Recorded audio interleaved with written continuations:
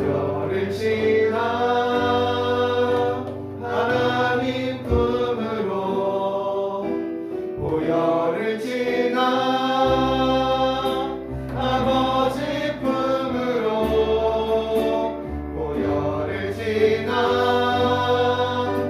하나님 품으로 한 걸음씩 나가네. 다시 한번 보혈을 지나 보혈을 지나 하나님 품으로 보혈을 지나 아버지 품으로 보혈을 지나 하나님 품으로 한 걸음씩 나가네. 존귀한 주 보혈이 존귀한 주 보혈이 내 영을 새롭게 하시네. 존귀한 주 보혈이 내 영을 새롭게 하네. 다시 한번 보혈을 지나 보혈을 지나 하나님 품으로 보혈을 지나 아버지 품으로 보혈을 지나 하나님 품으로 한 걸음씩 나가네. 다시 한번 보혈을 지나 보혈을 지나 하나님 품으로 보혈을 지나 아버지 품으로 보혈을 지나 하나님 품으로 한 걸음씩 나가네. 주 보혈이 존귀한 주 보혈이 내 영을 새롭게 하시네. 존귀한 주 보혈이 내 영을 새롭게 하네. 존귀한 주 보혈이 내 영을 새롭게 하시네. 존귀한 주 보혈이 내 영을 새롭게 하네.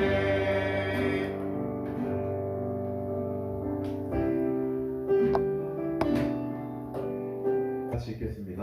여호와의 군대 장관이 여호수아에게 이르되 내 발에서 신 여호수아가 그대로 행하리라. 아멘. 말씀을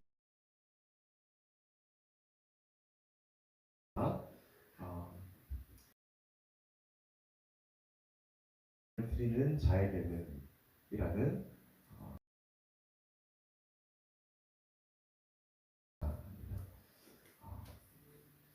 우리는 옳은 길 그리고 바른 길을 가기 위해서 삶에서 누군가의 조언을 듣고 그 조언을 듣는 그 행위를 행하는 행위를 참 많이 합니다. 예를 들면 우리 학생들은 부모님의 조언을 듣고 본인이 오신 길을 우리들에게 제시하실 때 옳은 길, 바른 길을 제시하실 때 학생들은 그 부모님의 말씀을 듣고 순종하기도 합니다. 또한 학생들이 가르치는 교사의 말을 듣고 선생님의 말씀에 따라 순종하며 걸어가기도 합니다. 또한 세상에 속해 있는 공동체는 피고용인과 또 고용인의 말을 순종하며 피고용인이 고용의 말에 따라 순종하고 거룩하기도 합니다. 우리가 그들의 말을 듣는 것은 우리가 조금 더 나은 자가 우리에게 바른 길, 옳은 길을 제시하고 그들이 그 길을 걸어왔기 때문에 그 길을 제시함으로 우리가 그 길에 듣고 순종할 수 있는 것입니다. 그런데 이 순종이라는 개념은 신구약에서도 우리가 읽은 이 말씀에서도 너무나 많은 표현으로 동일하게 쓰이고 있습니다. 이 순종이라는 단어의 헬라어는 이 샤마라는 뜻이에요. 샤마. 이 샤마라는 뜻의 의미는 듣는다. 내가 누군가의 음성을 듣고 청종한다라는 의미가 있어요. 그러니까 신구약에서 말하는 이 순종의 의미는 단지 하나님의 말씀을 듣는 것으로만 끝나는 것이 아니라 하나님의 말씀을 듣고 내 삶 가운데 그 하나님의 듣는 그 말씀, 율법이 계시의 말씀을 삶 가운데 행하는 그 모든 행위가 바로 샤마, 순종이라고 표현합니다. 특별히 하나님께서는 이 이스라엘 백성에게 이 하나님의 말씀을 듣고 순종하는 이 행위에 대해서 너무나 많이 말씀하시고 그들에게 필히 나의 율법과 말씀을 순종해야 될 것을 여러 번 말씀을 통하여 말씀하고 계십니다.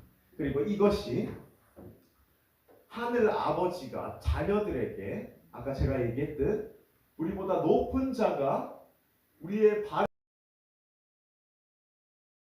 하는 것처럼 하나님께서도 이스라엘 백성들의 바른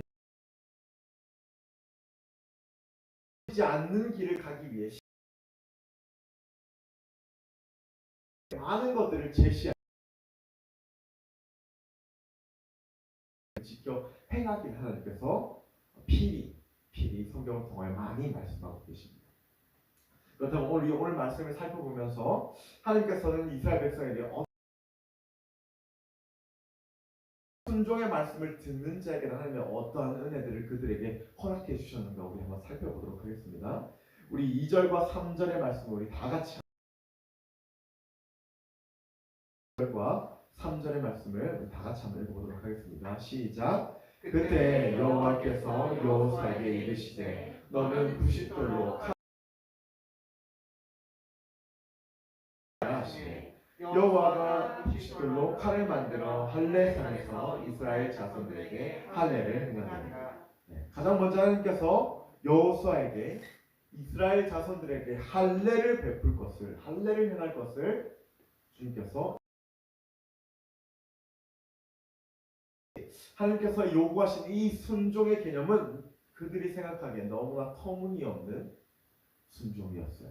그 이유에 대해서 우리는 시대적인 배경과 당시의 상황을 명확하게 살펴보고 가야만 합니다. 지금 1세대 이스라엘 백성들과 모세는 하나님께서 말씀하신 이 가나안 땅에 모든 백성들이 들어가지 못했습니다. 1세대 이스라엘 백성들은 가나안 땅에 입성하기 전에 광야에서 모든 생을 다 마감합니다. 그리고 하나님께서 모세에게 허락한 그 언약의 땅에 들어가기 위해 다음 선지자인 여호수아를 세워 그 이스라엘 백성의 2세대의 백성들과 함께 그 광야 하나님의 약속의 땅을 걸어가기 시작하는데요. 자, 그 약속의 땅을 성취하기 위해서 가나안 땅에는 정말 많은 우상들과 또한 12정탐꾼을 보내어 그 땅이 얼마나 강대한 땅인지 여호수아는 이미 보고 온 상태예요. 그리고 지금 그들은 이 상황이 어떤 상황이냐면 가나안 땅에 들어가기 위해 가장 강력한 성인 여리고성을 여리고성에 있는 가나안 백성들과 전쟁을 치르기 바로 직전의 상황이에요.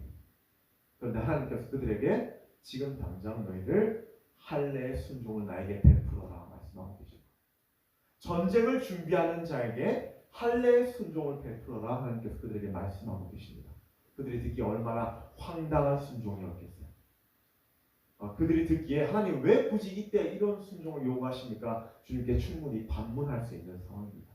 이 할례라는 것은 하나님 앞에 구별된 백성으로 지음받기 위해서 남성의 생식기의 표피를 찢는 행위를 이야기합니다. 당시에 이 할례라는 것이 얼마나 고통스럽고 당시의 의학적 기술과 상을 봤을 때 남성에게 있어서 얼마나 큰 영향을 끼치는지 우리 창세기 34장 여러분 안 찾으셔도 됩니다. 창세기 34장 야곱의 딸 디나가 강간을 당했던 사건으로 우리는 충분히 이해할 수 있습니다. 히위 족속이라는 강대국의 족속이 있었습니다. 그런데 그의 아들 세겜이라는 자가 야곱의 하나밖에 없는 딸 디나를 강간하게 돼요. 강제로 그 딸을 취하게 돼요. 이 히위 족속의 이 백성들이 그 디나를 사모하여서 그자의 요구는 묻지 않고 그를 강간하게 됩니다. 야곱의 하나밖에 없는 딸이자 그 디나에게는 사랑하는 많은 오빠들이 있었어요. 자, 우리 다음 절을 한번 눌러주시죠. 37장 25절의 말씀을 한번 읽어보겠습니다. 시작. 내 성일에 미쳐 그들이 고통할 때에 야곱의 두 아들 디나의 오라비 시몬과 레이가 각기 칼을 가지고 가서 부디 중에 성을 엄습하여 그 모든 남자를 죽이고. 네, 이 말씀의 정의가 무엇이냐면 이 야곱의 딸인 디나가 강간을 당하자 많은 오빠들이 격분합니다. 그리고 이 히위 족속의 이 세겜이라는 자를 죽이고자 많은 계략을 펼쳐요. 그런데 이 히위 족속은 너무나 강대하고 이스라엘 백성이 조금 너무나 소국이었기 때문에, 그리고 이 강간을 행했던 자가 그 추장의 그 제사장의 아들이었기 때문에 강대한 힘을 갖고 있었습니다. 그래서 이 오빠들이 근심하고 걱정합니다. 그리고 하나님께 지혜, 잔꾀를 부립니다. 그것이 그들에게 네가 정녕 이 디나인 우리 동생, 우리 누이를 원하고 싶거든 이 이스라엘 백성과 합하여 속국이 되자라고 제안을 합니다. 그런데 한 가지 요건이 있습니다. 이스라엘 백성이 되기 위해서 하나님께서는 필히 이스라엘 백성의 남자들에게 할례를 행하시고, 그러니까 너희들도 할례를 행하면 내 딸도 내 부족도 내 땅도 너희들에게 줄게. 오빠들이 나아가 그들에게 제시합니다. 그러자 그들은 옳다구나 하고 이 할례 행식을 거하게 돼요. 오늘 말씀에 제가 빨간 글씨로 쳐놨습니다. 그 많은 군대를 할례를 행하고 있을 때, 할례를 행하고 나서 단 오빠 둘이서 그 모든 군대를 죽이게 됩니다. 단 오빠 둘이서. 할례가 이 남성 전쟁을 준비하는 자에게 얼마나 큰 영향을 끼치는지 오늘 말씀을 통해서 우리는 친히 알 수 있습니다. 할례를 행하지 않는 군대는 싸우기조차 두려웠던 군대이나 할례를 행하자 야곱의 아들인 시므온과 레위 단 둘이가 그 모든 군대를 그들이 회복할 그 시기에 다 무찌르고 죽이게 됩니다. 오늘 여호수아와 이스라엘 백성에게 여리고성을 점령하기 위해 너희의 할례의 순종을 요구하여라 했다는 것은 당시에 그들의 입장에서 너무나 황당한 일이었을 거예요. 아니 하나님, 가장 중요한 전쟁과 이제 가나안의 한 발 첫걸음에 내딛는 그 순간에 왜 하필 할례를 주님 요구하십니까? 그렇게 생각했을 것입니다. 그런데 하나님께서 요구하고자 하는 이 순종의 의미는 주님께서는 지금 너희의 상황과 환경보다 그것을 뛰어넘는 순종을 나에게 보여라 라고 말씀하고 계신 거예요. 이스라엘 백성들에게 너희들의 생각보다 그 위에 계신 나에게 순종을 드려라 라고 이야기하고 있는 것입니다.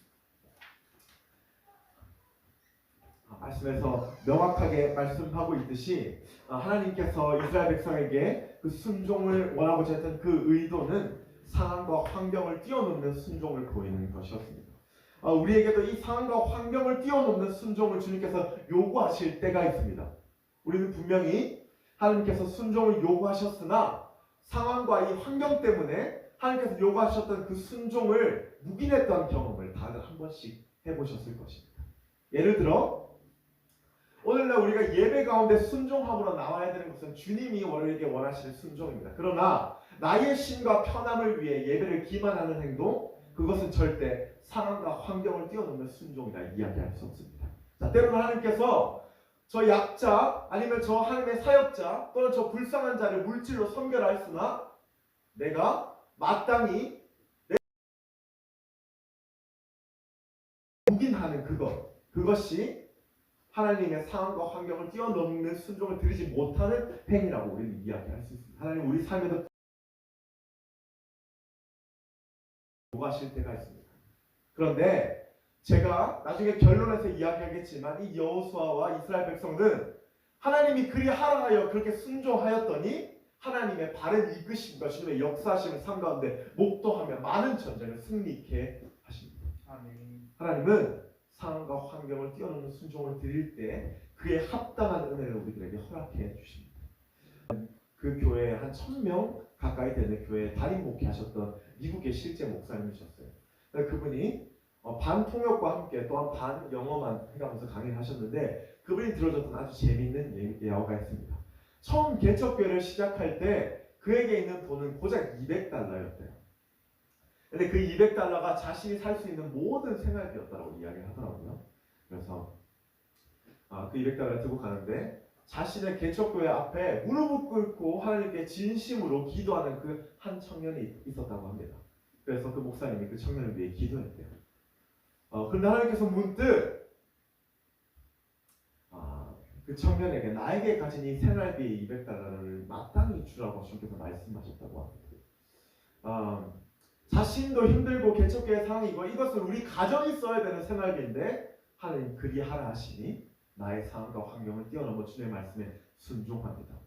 다 아는 바와 같이 다 추측하고 예측하는 바와 같이 그 청년을 울면서 제가 사실 이 $200가 부족하여 하나님께 간절히 기도하고 있었습니다 라고 이야기를 했다고 합니다. 그보다 더 중요한 것은 이제 하나님께 순종을 드리고 그분이 그렇게 교회당 밖을 나갑니다. 그런데 정확히 그 교회 등록 교인이지도 않은 사람이 자신에게 곱절에 돈을 주면서 $400를 주면서 하나님께서 친히 주라고 말씀하셨습니다 라고 그 목사님께 이야기하셨습니다. 그리고 그 목사님이 많은 그 순종이라는 개념을 배우는 자들에게 했던 한 가지 타이틀의 말씀이 있었습니다. 그것은 하나님께 순종하는 것이 나의 이성보다 더 나은 결과를 만들더라 라고 이야기하는 것이 어떤 말씀인지 알겠습니까? 하나님께 내 상황과 환경보다 더 나은 순종을 드리는 것이 내 이성으로 판단하는 모든 일보다 더 나은 결과를 끝내 만들다라는 것이 이것이 그리스도인이 마땅히 감당해야 될 누릴 수 있는 하나님의 순종의 은혜라는 것을 우리에게 말씀해 주셔서 참 많은 감명을 받았습니다. 우리는 정말 하나님께서 우리 삶에도 그러한 순종을 요구하실 때가 정말 많아요. 제가 아까 얘기했듯 예배의 순종, 또 아니면 물질의 순종, 또한 하나님께서 기다리라고 하셨던 기다림의 순종. 우리의 생각과 환경으로 지금 선택하고 나의 의대로 행동하면 되는데도 불구하고 주님께서 이해하지 못할 정도로 왜 갑자기 나를 가만히 기다리라고만 하시나? 왜 지금은 때가 아니라고 말씀하시나? 지금 우리에게 말씀하실 때가 있습니다.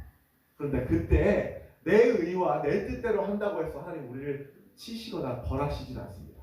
그런데 제가 명확하게 말씀드릴 수 있는 것은 바른 하나님의 결과를 목도할 수 없는 길이 바로 내 의과 내 뜻을 향해 나아가는 결정이에요. 하나님의 뜻은 가장 완전하며 가장 바르고 옳다는 것을 우리가 다 알 수 있습니다. 내 삶과 환경보다 주님 뜻에 주님 말씀하신 것에 순종, 그것이 그리스도인이 삶 가운데 누릴 수 있는 순종의 은혜예요.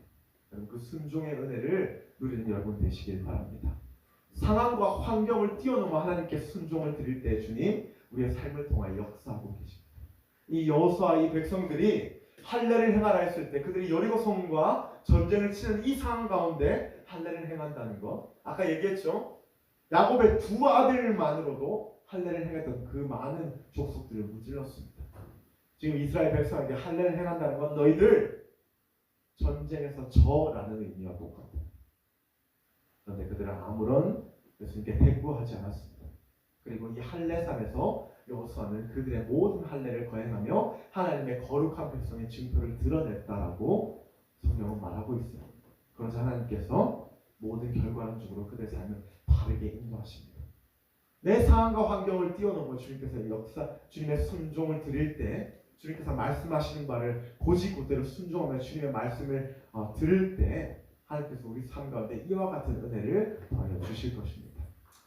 두 번째, 하나님께서 그들이 하나님께 보인 순종의 말씀이 있습니다. 우리 10절의 말씀인데요. 우리 다 같이 한번 10절의 말씀을 읽어보도록 하겠습니다. 시작. 이스라엘 자손들이 길갈에 진쳤고 그달 14일 저녁에는 여리고 평지에서 6월절을 지켰고 여기서 그들이 보인 순종을 우리가 다 알고 있지만 6월절의 순종, 바로 예배의 순종이에요. 자, 그들이 할례를 모두 마치고 지금 그들은 보초를 세우거나 언제 침략이 당할지 모르는 이 상황 가운데 전쟁을 먼저 준비해야 되는 것이 그들이 해야 할 일이라고 상식적으로 생각이 됩니다. 그런데 그들은 6월절 주님의 예배 드리는 순종을 주님께 가장 먼저 드리는 순종의 모습을 보입니다. 여러분, 이 예배라는 것은 하나님의 계시와 응답을 받는 시간이에요. 하나님의 말씀과 하나님의 나의 기도 제목에 주님께 응답을 받는 시간이 바로 예배입니다. 말씀과 또한 설교 말씀과 찬양과 하나님의 역사심을 경험함으로 그들은 할례를 하며 전쟁을 준비하는 긴장된 순간에서도 하나님의 뜻, 하나님께 응답받는 그 일. 오늘날 코로나로 인해 우리들의 많은 예배가 무너지는 우리는 다 알고 있습니다. 청년들, 학생들, 또한 성도들까지 코로나 때문에 정말 많은 예배가 무너지는 하나님 향한 그 중심이 무너지는 것을 우리는 보아할 수 있고 느껴할 수 있습니다. 제가 사단의 궁극적인 목적은 무엇이라고 매번 이야기하냐면 사단은 나와 하나님과의 모든 관계를 끊는 것이 사단의 역사하는 궁극적인 목적이라고 했어요. 또한 사단은 이 예배를 무너뜨리려 말미암아 우리에게 허락된 하나님의 오늘도 우리 삶 가운데 역사하고 있습니다. 이 사단. 예배가 무너지기 위해 사단은 오늘도 우리 가운데 역사하고 있습니다. 저는 저희의 가정이 예배 여러분들이 한번 이야기했던 적이 있습니다. 그런데 저는 그와 반대로 명확하게 이야기할 수 있습니다. 우리 가정이 오늘날 이렇게 회복되고 하나님 앞에 주님의 뜻에 따라 설 수 있는 것은 오직 가정 예배뿐이었다라고 이야기할 수 있습니다. 그리스도인에게 있어서 예배는 살아가야 할 목적이자 살 수 있는 매개체가 바로 예배예요. 지속할 수 있는 것이 예배이자 내가 속해 있는 가정 가운데 하나님의 구성원이 다 없다 할지라도 저는 한 명이라도 주님과 허락한 그 예배를 쉬지 않고 주님 앞에 나와야 된다고 생각해요. 오늘 이스라엘 백성들은 쉽지 않은 상황 가운데서도 하나님의 뜻에 순종하고 주님 뜻 가운데 거하고자 주님과의 끊임없는 6월절의 예배를 순종함으로 주님 앞에 나갑니다. 여러분, 삶에 예배의 순종을 드릴 때 하나님의 뜻에 그 삶이 맞춰지는 것을 좀 믿으시길 바라요. 예배라는 것이 나의 초점과 하나님의 뜻을 맞추는 행위가 바로 예배예요. 내가 원하고자 하는 것과 하나님의 원하고자 하는 그 협력하여 선을 이루는 과정이 바로 예배입니다. 우리 가정의 예배를 살리시고 개인의 예배를 살려 우리 가운데 하나님의 뜻이 입혀진 이 행위를 여러분 이 예배가 얼마나 중요한지 이스라엘 백성들의 나중의 모습을 통하여 명확하게 성경은 말하고 있습니다. 그들은 가나안을 점령하고 여리고성을 점령하고 아이성을 점령하고 많은 하나님께 가장 먼저 그들이 하지 않았던 것이 예배예요. 남유다는 바벨론에 멸망합니다. 이스라엘 백성들은 존재 자체를 노예의 신분으로 전락하는 결과를 도래합니다. 예배의 중심을 잃어버렸기 때문에 우리 그냥 예배 그냥 한번 안 드리면 괜찮지. 지금 당장에 하나님 앞에 예배로 순종하지 않으면 괜찮아. 지금 당장에 하루의 예배쯤은 괜찮지라는 마음이 매일같이 사단이 우리 삶 가운데 역사하는 사단의 공격이에요. 지금 당장에 어떠한 변화가 없을지라도 이스라엘 백성처럼 끝내 내가 교만해지고 내가 구원에 힘입은 자들은 분명히 하나님의 치심. 왜 이스라엘 백성들의 멸망을 굳이 이스라엘 백성의 멸망을 우리들에게 명시하고 우리들에게 이야기하고 있습니까? 그 이유는 예배의 경각심을 가지라는 거예요. 신앙 그것이 2번이 되고 3번이 되어 끝내 그 끊어진 관계에 대한 두렵고 떨리는 마음으로 주님 앞에 나아가라는 말씀이기 때문에 이 성경은 굳이 이스라엘 백성들의 멸망을 우리에게 명시하고 있는 것입니다. 한 번이면 괜찮지라는 이 죄로부터 죄의 뿌리는 시작되게 됩니다. 내가 이거 한 번의 죄는 주님 괜찮지요 라는 마음으로부터 사단은 우리 삶 가운데 하나님과의 우리와 관계를 끊어놓는 그 많은 전략들을 펼치게 돼요. 여러분 이 예배의 순종을 놓치지 않길 바랍니다. 그들이 이 예배의 순종을 놓치지 않자 하나님이 그들의 삶을 너무나 바르게 인도하고 계세요. 그들이 그 예배의 순종을 놓치지 않자 그들의 모든 걸음이 하나님의 뜻 가운데 걸어가게 됩니다. 내가 내 삶이 하나님의 뜻에 맞춰지며 내가 하나님의 인도하심을 경험하길 원하는 자에게 분명히 하나님과 교제하는 그 예배 시간을 놓지 않는 여러분 되시길 바랍니다. 네, 마지막 여호수아가 드린 순종의 말씀이에요. 우리 13절과 15절의 말씀 우리 다 같이 한번 읽겠습니다. 13절과 15절의 말씀입니다. 다 같이 읽겠습니다. 시작. 여호수아가 여리고에 가까이 왔을 때 눈을 들어 본즉 한 사람이 칼을 빼어 손에 들고 맞추고 있었다. 여호수아가 나아가서 그에게 묻되 너는 우리를 위하여 우리의 대적을 위하여냐? 그가 가로되 아니라 나는 여호와의 군대 장관으로 이제 왔느니라. 여호수아가 땅에 엎드려 절하고 나의 주여 종에게 무슨 말씀을 하려 하시나이까? 여호와의 군대 장관이 여호와께 이르되 내 발에서 신을 벗으라. 내가 선 곳은 거룩하니라. 여호수아가 그대로 행하니라. 여호수아가 여리고에 가까이 왔을 때 칼을 빼고 있는 한 사람과 마주하게 됩니다. 그리고 그에게 당신은 아군입니까? 적군입니까? 묻습니다. 그러자 그가 자신을 나는 여호와의 군대 장관으로 표현하고 있는데 세 번역에서는 여호와의 군대의 군사령관 또는 지휘관으로 표현하고 있더라고요. 여호수아의 군대, 여호와의 군대 아마 대장 정도로 우리가 생각하면 되겠습니다. 그러자 그가 여호수아에게 이르기를 내 발에서 신을 벗으라 라고 말씀하자 15절의 마지막에 여호수아가 그대로 행하였다, 준행하였다, 순종하였다 라고 말씀하고 있습니다.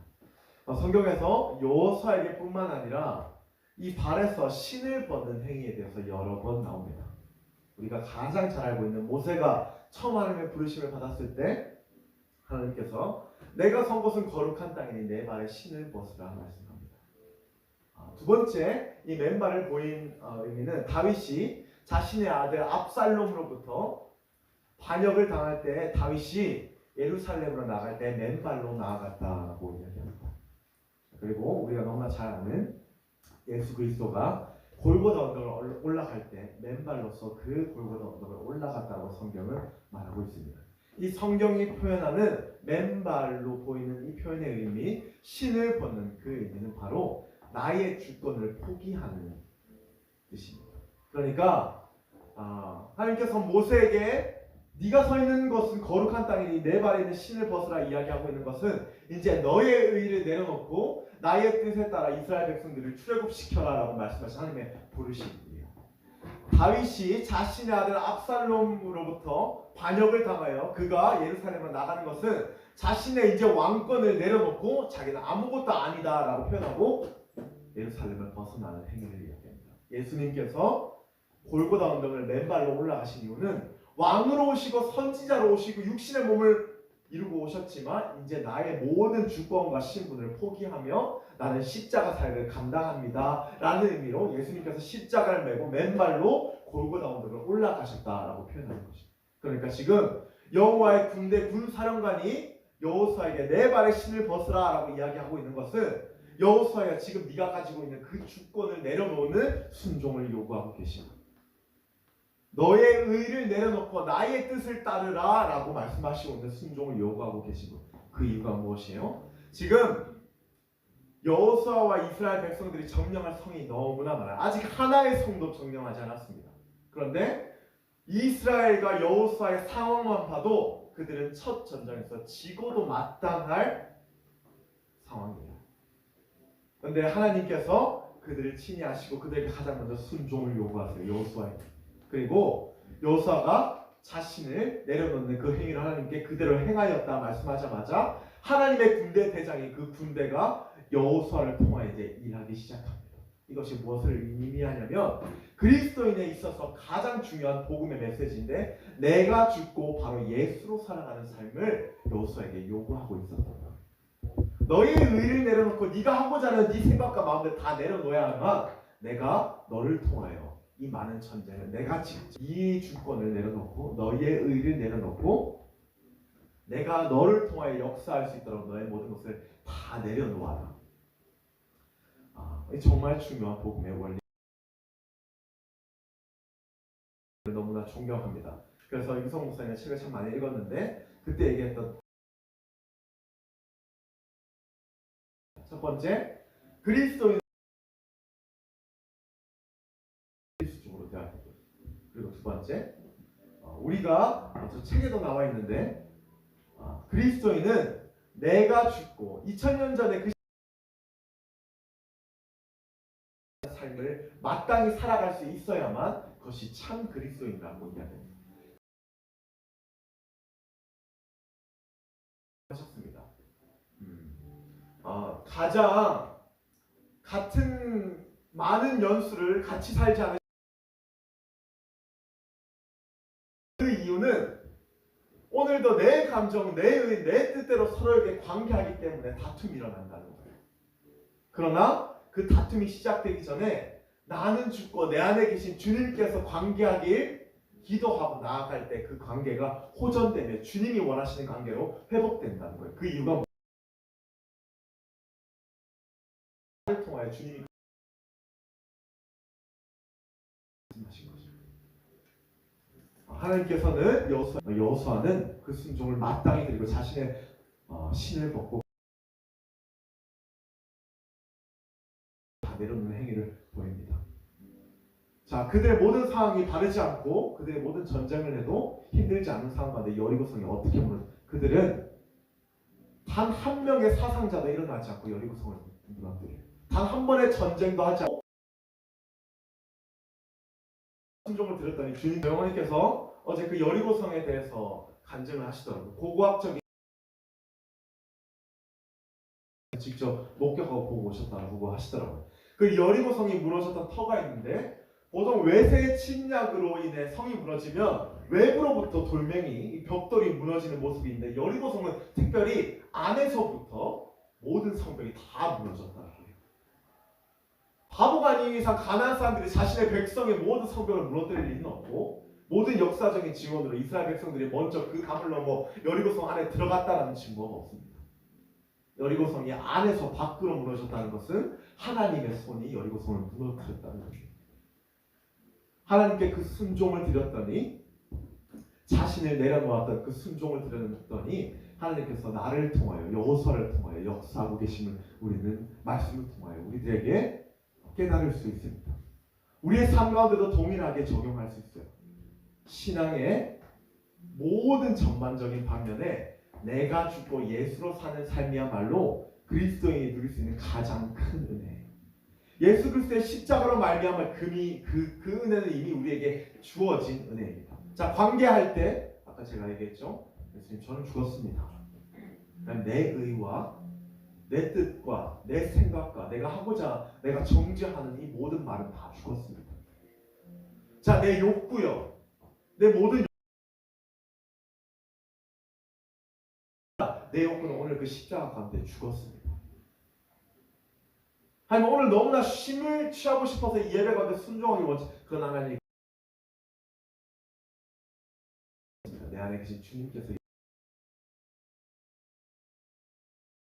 나아갈 때 주님 진짜 정말 그 삶 가운데 역사해 주십니다.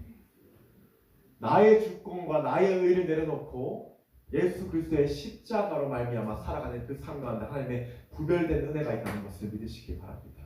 삶 가운데 내가 죽고 나의 의를 내려놓고 하나님의 이름으로 말미암아 살아가는 그 삶 가운데 주님의 크신 은혜가 있을 것입니다. 여러분 그 은혜를 누리시는 여러분 되시길 바랍니다. 마지막으로 제가 한 가지의 말씀을 하고 마치겠습니다.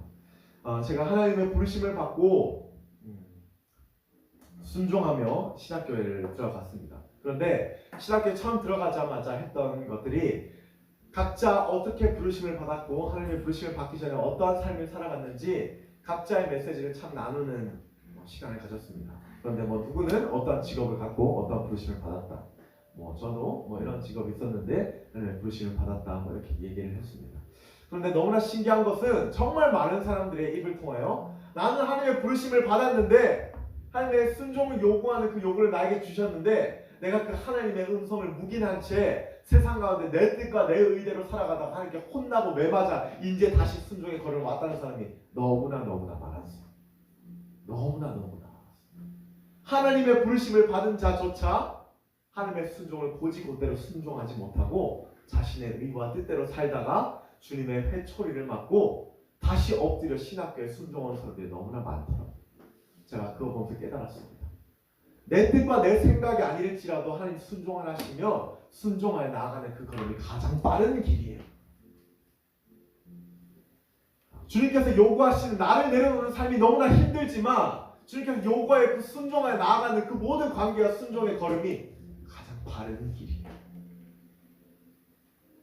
하나님께서는 오늘 우리들에게 캐논인 이 말씀의 진리의 말씀으로 너희가 무엇을 순종해야 되고 무엇을 하지 말아야 될 것에서 명확하게 이야기했습니다. 이 뜻대로만 살아가면 힘들 수 있어요. 세상의 기준에서. 그러나 하늘의 기준에서 가장 바른 삶이 말씀 따라가는 삶이에요. 말씀 앞에 순종하고 주님 마음 가운데 주님 뜻에 따라 살아가는 삶이 바로 이 하나님의 정경의 삶을 기준에 맞추어 살아가는 삶입니다.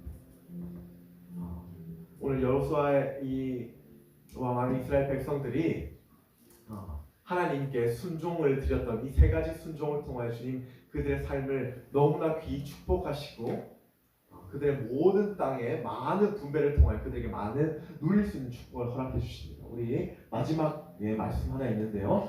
우리 다 같이 한번 여호수아 11장 22절에 그들의 모든 땅을 취하고 여호수아가 고백했던 말씀이 다 같이 읽어보겠습니다. 시작. 이와 같이 여호수아가 여호와께서 모세에게 주신 말씀대로 그 온 땅을 취하여 이스라엘 지파의 구별을 따라 기업으로 주었더라. 그 땅에 전쟁이 그쳤더라.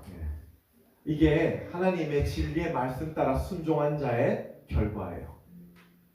물론 그들은 이 하나님께 순종하는 그 중심을 잃어버려 마지막에 그 하나님께 허락하신 그 땅들을 잃어버리게 되지만 반면적으로 하나님께 예배의 순종, 또한 나를 내려놓는 순종, 또 하나님의 부르신 가운데 순종하는 순종, 모든 순종을 드렸던 결과가 바로 그들에게 모든 축복을 더해주시고 그들의 모든 이스라엘 백성의 지파가 땅을 분배하여 나누을 수 있을 만큼 그들에게 허락해 주세요. 이것이 하나님의 뜻대로 살아가는 자의 결과입니다.